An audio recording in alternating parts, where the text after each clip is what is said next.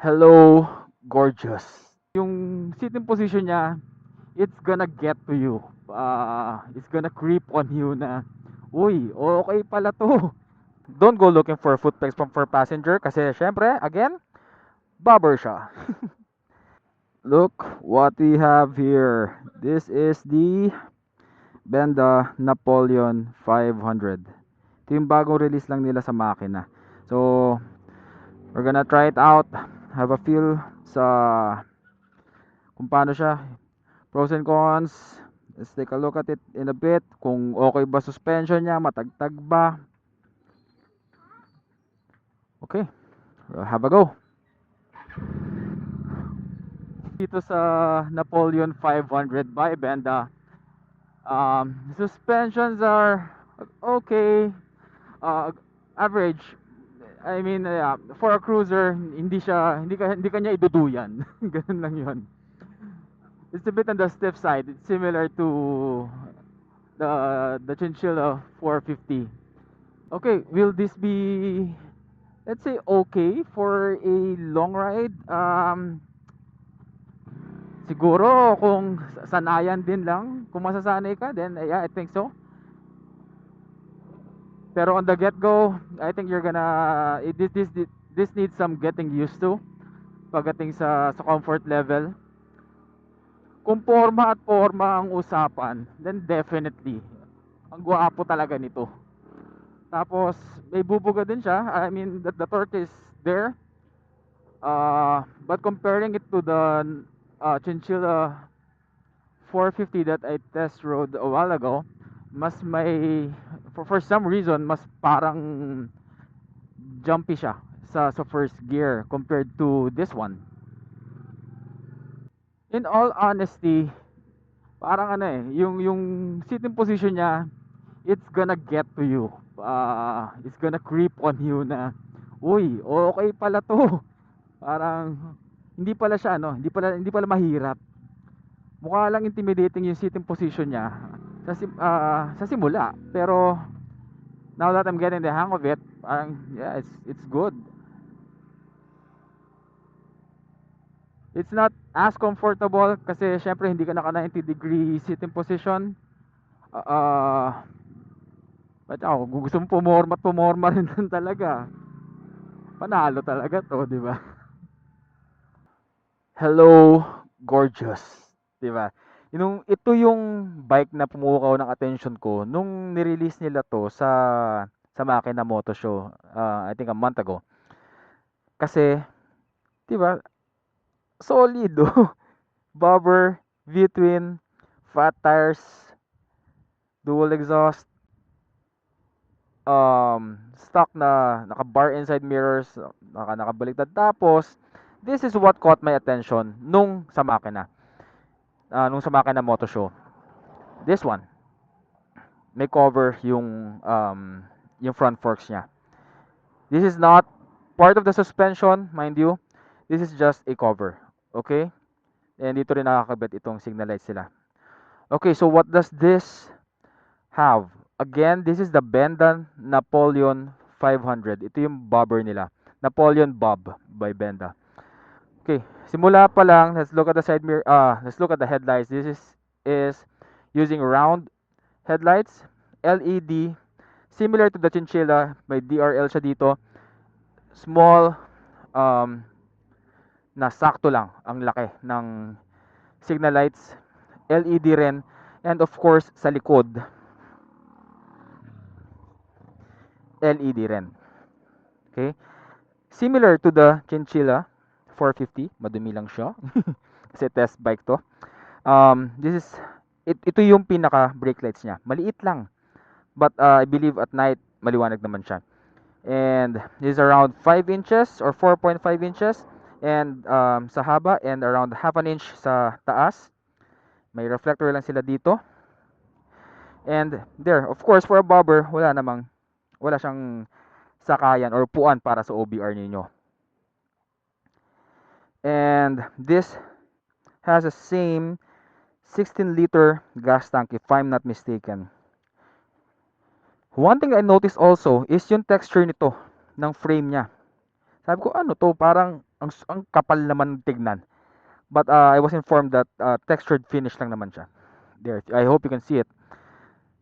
There, textured finish lang siya. Same here. There. Okay, so let's go sa specs niya. Similar to the Chinchilla 450, yung tire size niya, parehas na parehas. Sa front, this is 150/80 by 16. Para makita nyo kung gaano kakapal yan. There. Kapal ng gulong niya sa harapan. And sa likod, for the rear, this is 180 by 65 by 16. There. Okay, like what I mentioned in the review of the Chinchilla 450, this Napoleon 500, yung front tires niya, ito na yung mga size ng gulong pang ibang big bikes sa likod. Pero for them, they are using this tire for the front. And to add sa tires nila, doon nagpagkaiba. Sa Chinchilla 450 kasi, it's using CST tires. This one is Timsun. Yeah, Timsun tires. The Napoleon Bob Benda by Benda is using V-twin engine, double overhead cam, 488cc ang makina nito. This gives out 50 horsepower. Liquid cooled din siya. There you go. Yung bigat niya, it's 190 kilos. Tapos of course, fuel injected siya. So for the suspension naman itong Napoleon Bob by Benda, sa likod, naka rear monoshock siya. Nung unang tingin ko, sabi ko, nasa na yung shocks niya? Kasi normally, di ba, nandito yan eh. And then I looked around, sabi ko na nga, ito may connection eh. Yan. Tsaka to. So, it's here. Nakatago lang siya. May cover lang siya. Just good. I hope you guys can see it there. There you go. Yan yung suspension niya. Nasa right side ng frame. Tapos, both front and rear, naka ABS. Single piston on the rear. And if I'm not mistaken, same sa Chinchilla 450, naka 4-pot front caliper. Okay? So there you go. Front and rear ABS. Also, what I love about this is how the foot controls are positioned. Naka forward siya. Yung ibang bobber kasi nandito. But here, forward siya. So, ang sinasabi ko kanina, when you're sitting, para kang naka letter C. Kasi yung paa mo nandito, yung legs mo nandito, pag ganyan. And then yung body mo, nakaganyan ka. Kasi yung arms, yung kamay mo, syempre nandito. Nakababa, hawak. It's not uncomfortable, but it needs some getting used to. Okay, so front suspension naman niya, napansin ko lang. Kasi inuusisa ko kanina eh. Sabi ko nasan na, since nakatago siya, medyo mahirap malaman kung upside down ba or not. But when trying to assess, nung kinakapakapa ko siya, parang andito kasi yung curve niya pataas. So, the dealership cannot confirm yet, but for me, hindi siya upside down fork. Conventional front fork siya. May cover lang dito. Okay? Wala siyang assist sa clutch, but it has slipper clutch din, similar to the Chinchilla. Hindi rin siya naka-ride by wire. This one has adjustable ABS, and this one has traction control. Yung isa kasi kanina, yung isang motor nila, walang way to adjust. So, but it has ABS yung isa, no traction control. This one has traction control. And this one's for the passing light, high and low. Signal lights, horn, hazard is here on the right. Yung ilaw, kill switch, and starter. So, very basic. Now, let's look at the screen. The same with the Chinchilla 450, round colored LED screen, hindi siya TFT, okay? So, ano ang napansin ko kanina? Gaya na sabi ko, the riding position is getting used to, but once you get the feel of it, masasabi mo, or at least ako nasabi ko sa sarili ko na, yeah, it does feel nice. Plus yung plus the fact that it has wired tires. Yung suspension niya medyo may small gripe ako doon. It's a bit on the hard side. Yung sound sakto siya for a V-twin. So kung gusto mo talaga mapalabas yung tunog ng V-twin, normally palit exhaust lang naman 'yun. So here palit ka dito, palit dito. That's it. You get the real rumbling sound of a V-twin engine. Tapos again, yung suspensions are it's not really average, but it's yeah, it's average for a street bike. Huwag mo lang siya dadaan talaga sa mga lubak-lubak masyado. Kasi mararamdaman mo talaga yung tagtag. Sa likod, preload adjustable. Sa front, it's not adjustable. Again, may cover siya. I checked here, wala rin naman siya mga screws to adjust. So, that's it. I guess for an initial review, good thing is madaling mahanap yung side stand niya. Yung the other bike kasi, I'm gonna show it to you. Hold on. Okay, so here, meron siya nito dito. Ito yung kasi yung panungkit mo kapag ibababa mo yung side stand or iaakit mo. Yung sa other bike kasi nila wala, walang ganito. So I asked the dealership, they still don't know kung meron ba talaga yung isa na ganito or wala. So I hope meron kasi ba't papapahirapan yung yung customer or yung rider. Okay, so this is what it looks like on the left side of the bike. And of course, I forgot to mention, this is also belt driven. So less maintenance. It is just fitting for this kind of looks for a motorcycle, or for, let's say, for a bobber.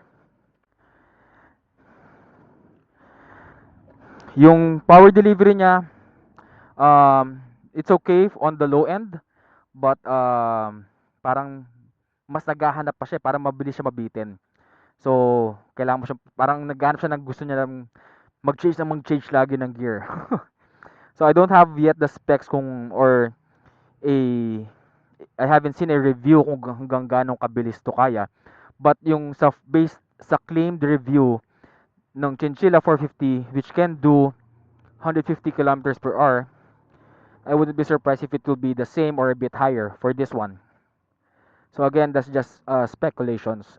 Okay, so just to sum it up, what we have for the Napoleon Bob 500 by Benda is that it has V-twin engines, conventional front forks, so hindi siya naka-upside down, 150 by 16 tires on the front, 180 by 16 on the rear. Again, bobber siya, so don't go looking for a seat for your OBR. 488cc yung engine niya. Liquid cooled rubber foot pegs. Don't go looking for foot pegs for passenger kasi syempre, again, bobber siya. Forward control, colored LCD screen, colored LED screen, naka upside down bar and mirrors, slipper clutch, ang lambot din ng clutch niya, forgot to mention that a while ago. And yung ground clearance niya, I don't have it yet, but if you can base it on what you can see, or this is what I can see also, here on the camera, ganyan siya, ang baba niya. Yung brakes is by Benda. It's not something branded, but yeah, it's by Benda. Maganda rin man yung kagat niya. I tried doing some test brakes a while ago. Maganda yung kagat niya. Also, I like what they did here. Yung susian niya nandito, yung ignition keys niya. So on the left side, It also has a Type C charging port. I didn't see that a while ago. So, no, Type C and the usual USB charging port. So there. Good. At least kung magtutour kayo, hindi na kayo kailangang pakabit ng iba't ibang wires pa para magkaroon kayo ng charger. They already have it. So there again, this is the Benda Napoleon Bob 500. Okay, so I forgot. How much will it cost? The Chinchilla 450 is 329,900. This one is priced 30,000 more. This is they will be releasing this by August of this year, priced at 359,900. Can't wait to see this in the streets. Um, if you're looking for a bobber, really looks good. I think you can also consider this. Here, super classic bobber style. Again, this one is made by Benda. Benda is a Chinese manufacturer. If I'm not mistaken, they started 2 years ago. Okay, so for those who will be asking, how does it sound like? Let's give it a shot. There we go.